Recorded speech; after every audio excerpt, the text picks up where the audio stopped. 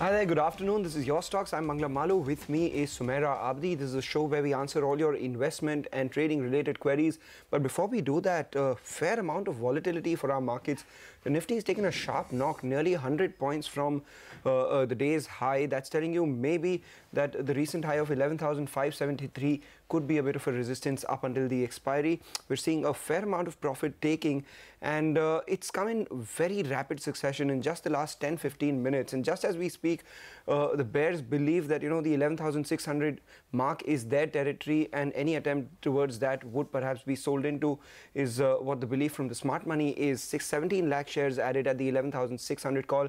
And this morning when we were trading higher, we saw a fair amount of put writing at 11,500, 11,450. Now that is coming undone with the sharp ferocity with which we've seen this decline. So about 3 lakh shares covered in terms of open interest from the 11,450 put in the morning. We had some open interest build up. So the open interest build up has been covered, and now from yesterday's close also we are seeing some short covering at the 11,450 put. That's telling you maybe bulls are feeling a little bit jittery. All the index heavyweights declining, Sumaira? Yeah, actually, so look at these. I mean, if you pull up the contribution chart, you'll see actually the the kind of stocks which are taking the brunt. Reliance heads that list.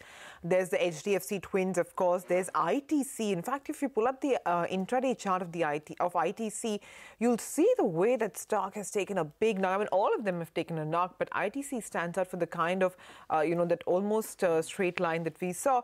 The market breadth as well has worsened significantly. So, when we just checked a short while back, there was still in excess of 1,000 stocks which were advancing, but now on the NSE, but now that number has come down to 940. And, when the market fall started, those lines just crisscrossed. But there's a widening a bit now. Though the bit of solace is that, the dip has been bought. So from the lows, we're off now. So it's just about 0.25% down on the frontline indices. The mid-cap index has once again notched up a gain of about 0.5% now. The Nifty Bank is looking to get back to 30,000. So, there's a bit of volatility that continues to be at play. I don't know if it's that stop losses got hit or it was, portfolio selling.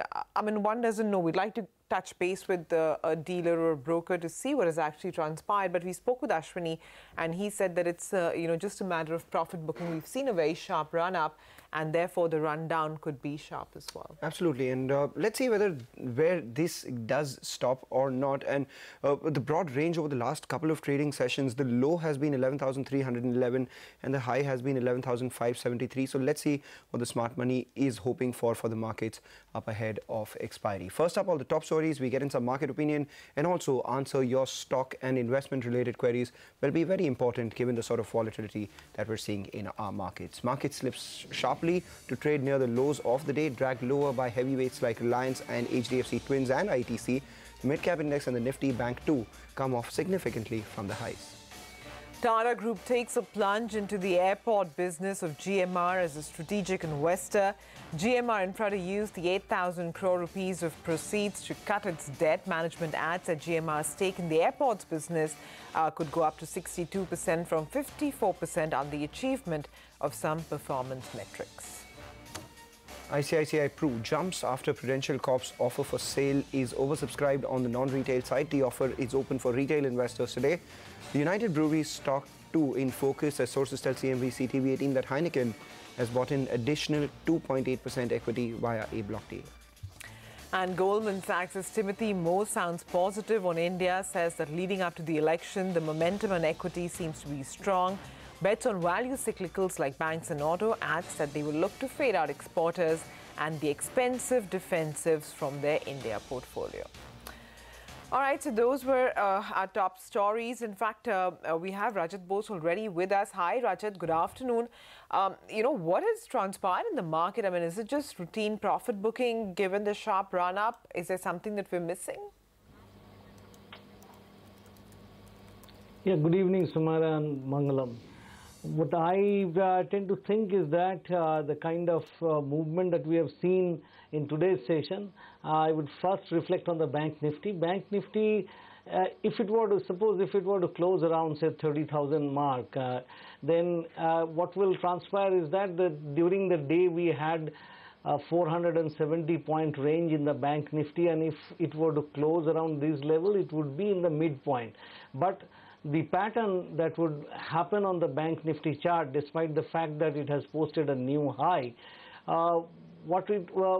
it is actually some kind of an indecision. And another thing, when you get a doji-like pattern at the top with a wide-ranging day, that means both the ends, the high and the low, are quite far off from the middle, from the level where it is likely to close.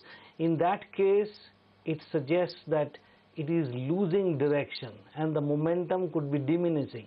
And if you look at the Nifty, it has not posted a higher high.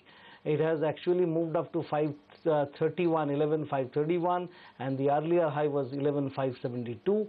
So this was a failed pullback, unless of course we get past that. And if that happens, then there could be more downside left. Probably today or probably tomorrow that will happen. But what we need to watch out now is certain key levels. As of now, 11,465 is the key level to watch out for. If it were to sustain above that level, close above that level, then I don't think we need to have much of a worry. Otherwise, suppose if it were to fall below 11,390, the worry begins. And if it were to close below 11,330, either today or tomorrow, then there would be a lot of problems, because there would be a lot of profit taking. Even bull liquidation might happen. Similarly here in Bank Nifty, if it were to fall below 29,790, there will be more selling. So it is a very worrisome situation now. All right. Thanks a lot for your views, Rajat. Meanwhile, a couple of stocks which are falling. Dabur, that's the one that should come up for you at the low point of the day. We had the management joining us on the channel today saying that there is slackening in demand, there is weakness. So a lot of these stocks seeing some bit of a knock as well. Another couple of consumption stocks we have, Shree Cement as well as Berger Paints not doing too well. Anuj, what do you make of this decline? All the heavyweights coming off. It could be a case of some profit taking after this 500-point rally that we've seen in the series? Yeah, I think, when we were kids, we used to play that game, right, where we keep one stone on the other. At some point, it will fall just under its own weight. It's just that. It's nothing sinister, just some normal routine profit taking. What would have happened was, once Reliance started the fall. If you see the chart of Reliance, I think that's where the fall started. HDFC Bank was weak through the day. So that's the two biggest component of the market. Right. They fell a bit and there was some profit taking. In fact, HDFC Bank, see the chart of HDFC Bank and Reliance. So they fell a bit and there was some profit taking. Having said that, this is essentially a market where dips are also getting bought. Right. So I won't be surprised if at some point this gets bought into as well. But tomorrow's expiry and, the things can get very volatile, especially since the introduction of weekly options expiry. One trend which is visible is that the second half of Wednesday and the Thursday, the market becomes very volatile. And after that, the market picks up Friday onwards, Friday, Monday and Tuesday. That's one trend which has happened. Right now, I can't see any sinister. It's just routine profit taking after a big move ahead of expiry, perhaps. Okay, Anuj, stay on. Ajay Srivastav, CEO of Dimensions Corporate Finance, also joins in now. Hi, Ajay. Good afternoon. You agree, nothing much to worry about, that this is just routine profit booking? Well, I think nothing much to worry about as long as money keeps flowing in from the overseas markets. I think that is what was the trigger for this rally, and that's what it needs to support it, because obviously there is no economic trigger for any rally of any kind. There is no domestic buying trigger at all of any kind. So it is just, we have to and just look forward to feel that will the overseas money flow continue to come, or has it stopped for the interim, or will there be some hiccups in the way?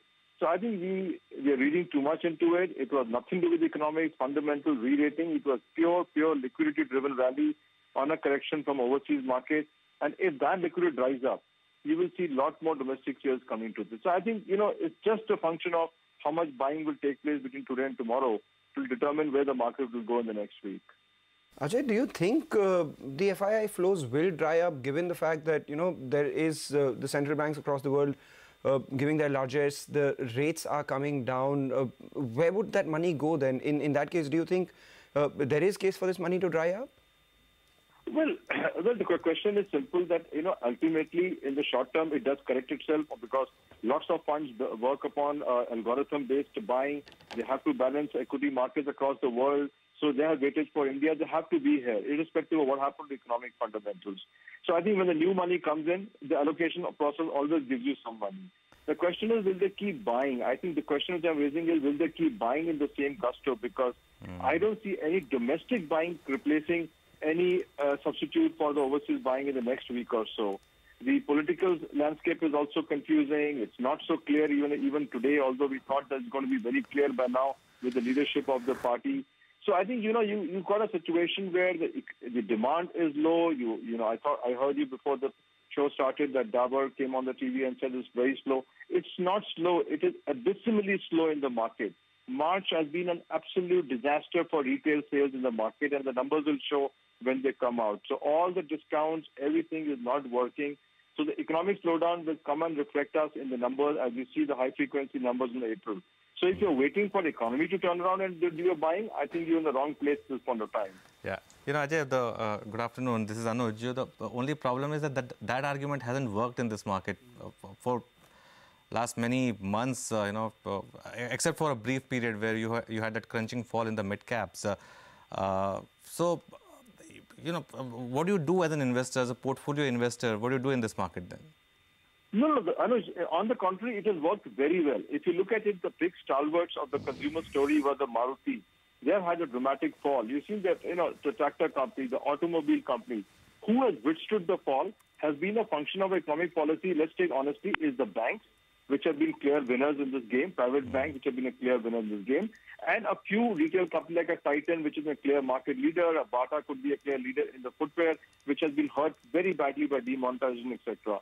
So if you look at the winners, by and large, they're a very select group, including, of course, Reliance, which has led the winning pack. But banks have been, the private banks have led this rally with an aid of 5 or 10 or maybe at the best 15 companies. Rest, everybody has succumbed to the pressure on the economic side. So I think it's been a very rational market. Anuj, if you ask me, it's a very good market. It's pricing stocks beautifully. People are not getting carried away with euphoria across the board. Mid-caps did stage a rally, but you saw it petering out. They have not recovered the 52-week highs. They may not be 52-week lows, but they're certainly anywhere close to recovering. The gung-ho buying has not taken place. I think it's a wonderful structure of the market which will hold this market because you don't have people over-leverage in the market with futures and options. You don't have people with positions which are leveraged at this point of time. So you have a very equally balanced market which is holding instead. But very correctly, the pricing of the stock is brilliant, absolutely. I've never seen a market more rational in so many years than what I see today. Ajay, thanks a lot for joining us. I'll tell you something. You're welcome, Anuj. The market's recovering actually once again, especially the bank nifty. Let's see. The low of the day is now reference point, Mangalam and Sumera. For last hour trade, the low that we made about, say, 15 minutes back on the nifty and on the bank nifty. But one thing which is clear and which, I think I agree with Ajay is that, the financials are really the strong point of this market. On the nifty, the fall happened essentially because of Reliance. The financials still look quite okay. I mean, we're still up after 600-point rally on the bank nifty yesterday. We're still up 150 points on the bank nifty. All right. So on that note, what we do is we'll take a short break, come back, we focus on the markets, individual stocks, as well as the markets on the whole, and get in some corporate bites as well as we return from the short break.